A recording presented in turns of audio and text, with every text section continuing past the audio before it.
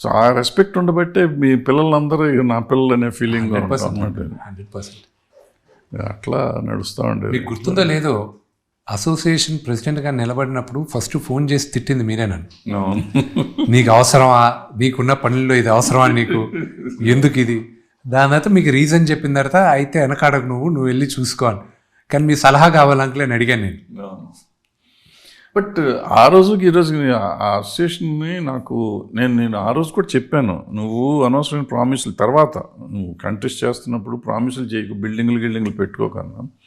అయినా పెట్టుకోవటం కరెక్ట్ కాదు. ఫస్ట్ పాయింట్ పెట్టుకున్నప్పుడు ఇది ఎట్లా చేయాలని నువ్వు ఆలోచించి ఇప్పుడు మళ్ళీ చేస్తున్నారు. తొందరగా చేసేయండి, అది చేసి మళ్ళీ రేపు నా మాట అనిపించుకోవద్దు.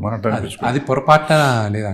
మొన్న అసోసియేషన్లో కూడా 2 సంవత్సరాల ముందు యాన్యువల్ జనరల్ బాడీ మీటింగ్ జరిగేటప్పుడు నేను వచ్చి 2 సంవత్సరాలు అయిపోయింది, ఇప్పుడు ఎలక్షన్స్ కాల్ ఫర్ చేయాలి, కానీ నేను ఇంకా ఎలక్షన్స్లో నిలబడను. నా అభిప్రాయం కూడా ఏంటంటే మూవీ ఆర్టిస్ట్ అసోసియేషన్ అనేది ఒక ఫ్యామిలీ, యాక్టర్స్ అందరూ ఒక ఫ్యామిలీ.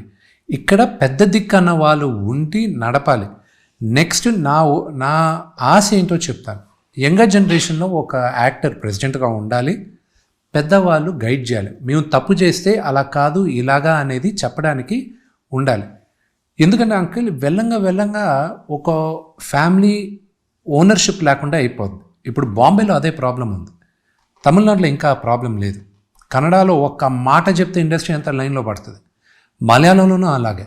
మొన్న ఏదో చిన్న ఇష్యూ వల్ల అమ్మాయిని డిజాల్వ్ చేసి కానీ వస్తుంది, కానీ ఈ రోజుకి అక్కడ పెద్ద దిగ్గా మోహన్ లాల్ గారిని, మమ్ముటి గారిని చూస్తారు. పెద్దవాళ్ళు చెప్తే అందరూ లైన్లో పడతారు.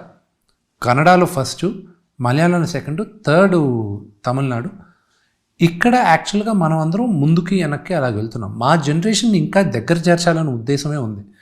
సో నేను అప్పుడు ఏం చెప్పాను అంటే ఐఎమ్ నాట్ కంటెస్టింగ్. ఎవరైనా ఉన్ని నా బిల్డింగ్, నేను ఆ అసోసియేషన్లో నేను ఫస్ట్ ఏజిఎంలో చెప్పాను, అక్కడైతే ఒక బిల్డింగ్ రెడీగా ఉంది నార్సింగిలో, నేను ఈరోజు కొంటాను, 6 నెలల్లో రెడీ అయిపోద్ది అసోసియేషన్.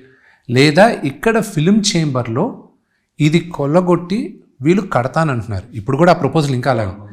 మీకు ఇక్కడ కావాలంటే ఇక్కడ ఒక ఫ్లోరో 1/2 ఫ్లోరో ఉంటుంది, మీకు ఏది రెండిట్లో కావాలి మీరు డిసైడ్ చేయండి, డబ్బులు పెట్టేవాడిని నేనే, కానీ నాకు నచ్చింది కాదు, మీ అందరికి ఏది కావాలో అదే చేయాలి.